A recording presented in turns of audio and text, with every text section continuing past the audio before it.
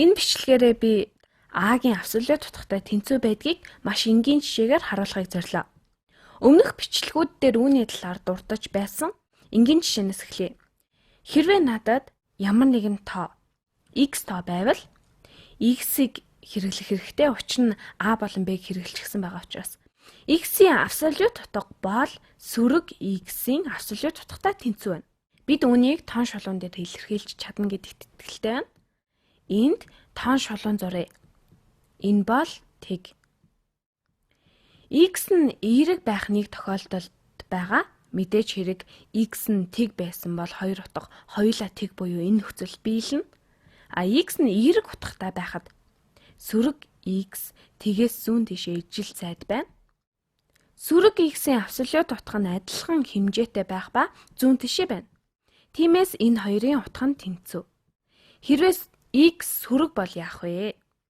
Энд зуръя. X нь сөрөг бол юу болох вэ? Энэ бол x. Сөрөг x хаана байх вэ? Сөрөг x бол t-ийн хувьд үүний яг эсрэг талд нь байна.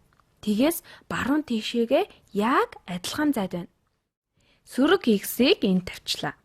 Гэхдээ x-ийн утга сөрөг гэдгийг санаарай. Сөрөг 2 ч байж болно.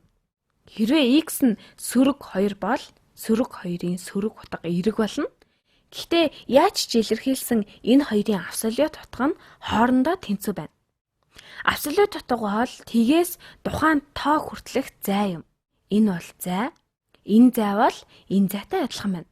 X-ийн абсолют утга нь энэ зайн илэрхийлэл юм. Энэ тохиолдолд энэ зай бол сөрөг x-ийн абсолют утгатай тэнцүү.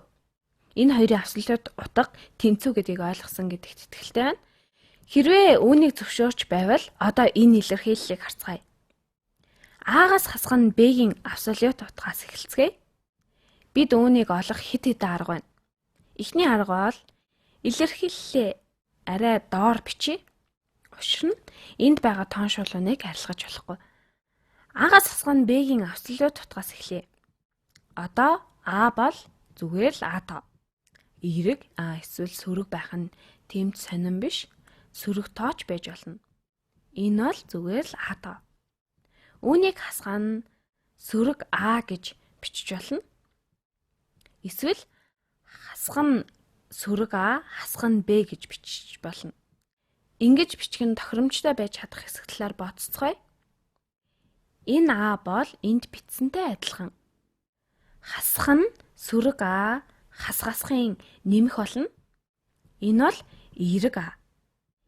Энгийн л өөрчлөлт хийлээ. Харин энэ юутай тэнцүү вэ? Сөрөг тэмдгээс нь гаргаж болно.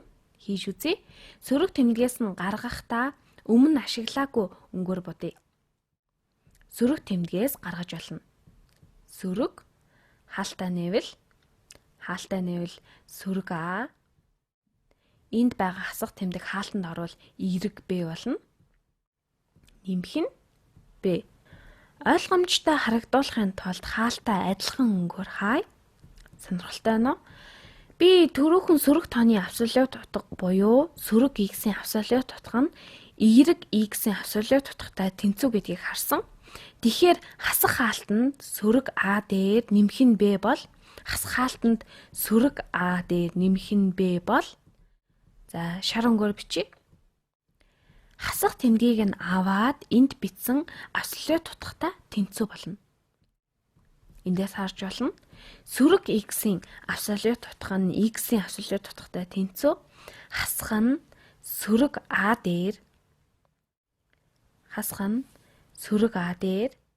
нэмэх нь B-гийн абсолют утга бол сөрөг А дээр нэмэх нь B-гийн абсолют утгатай тэнцүү. Сөрөг А дээр нэмэх нь B-гийн абсолют утгатай тэнцүү. Сөрөг А дээр нэмэх нь B бол B-гээс хасах нь A-тай тэнцүү. Энд А, B хоёрын байр нь солигдсон байна. B-гээс хасах нь A ингээд болчихлоо. Бид А-гаас хасах нь B-гийн абсолют утга нь B-гээс хасах нь A-гийн абсолют утгатай тэнцүү гэдгийг баталлаа. Мэдээж хэрэг үүнийг тоон шулуун болон хэд хэдэн илэрхийллийн тусламжтайгаар баталсан.